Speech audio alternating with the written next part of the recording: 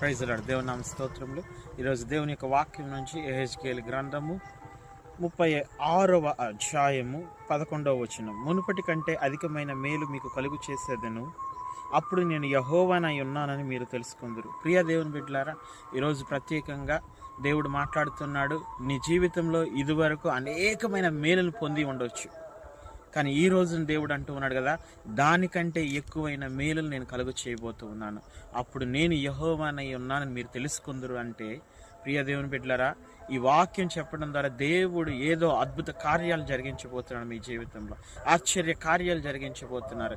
Extraordinary things దేవుడు మీ జీవితంలో జరిగించబోతున్నారు. అందుకని ఆయన సెలవిస్తున్నాడు.